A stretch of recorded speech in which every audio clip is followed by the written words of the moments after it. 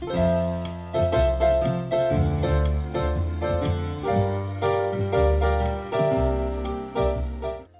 North Carolina General Assembly has been on a deregulation kick ever since Republicans gained control of both houses.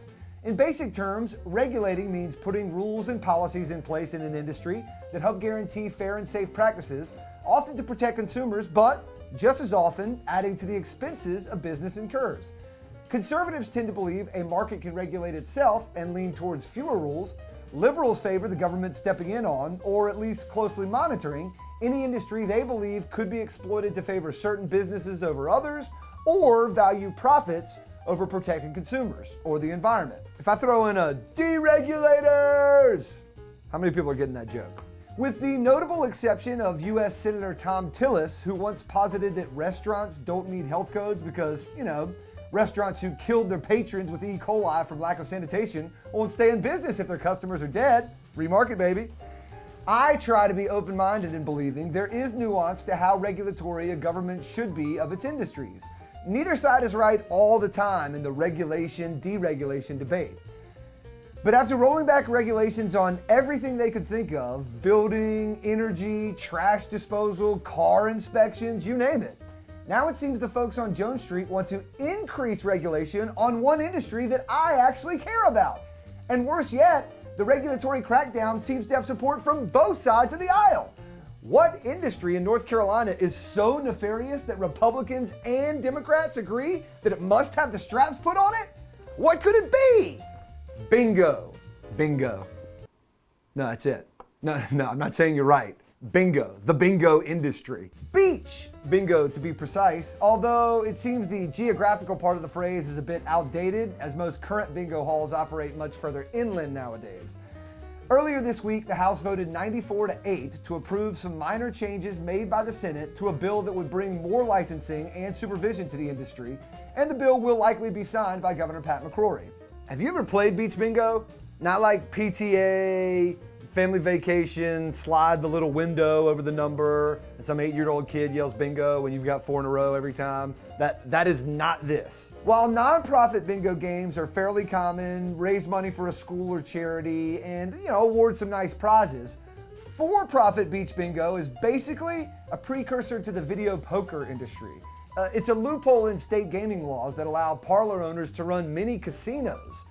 There are laws in place, like limiting the top prize at beach bingo to $10, but the industry is so unregulated, the laws are tough to enforce. People are not messing around at these places. You don't go in and get your card and keep it all night. You buy a new card before every game for like 50 cents or $1. And every card is actually 3 different bingo squares. And some people get like 3 cards, so they're playing 9 games at the same time. And you have to buy these dabbers to mark your numbers, and they're like machines. They'll be like I-19, and they're like bam, bam, bam, bam, bam. G47, bam, bam, bam, bam, bam, bam.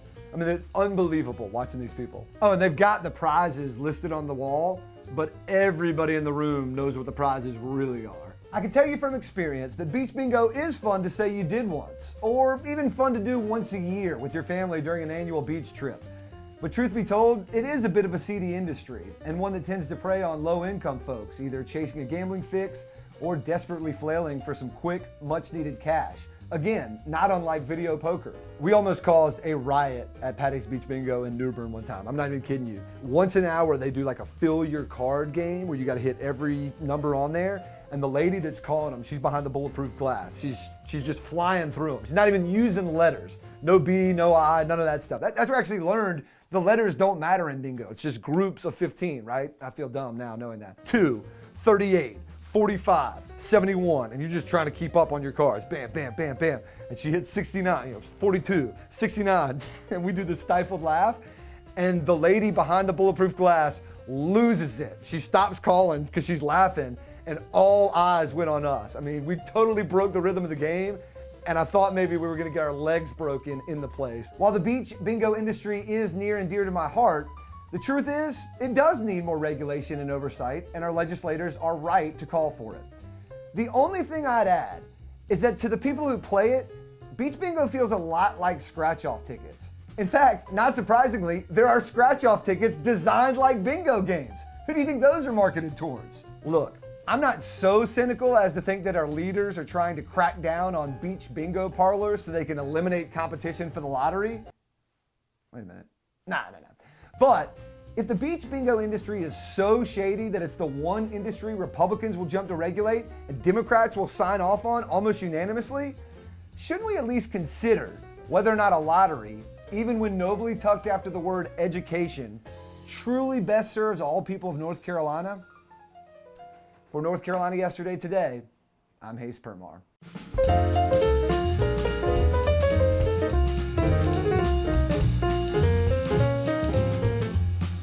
Even when we didn't win at an unusually high rate, anytime we won, you got the sense that the local guys were ready for us to leave.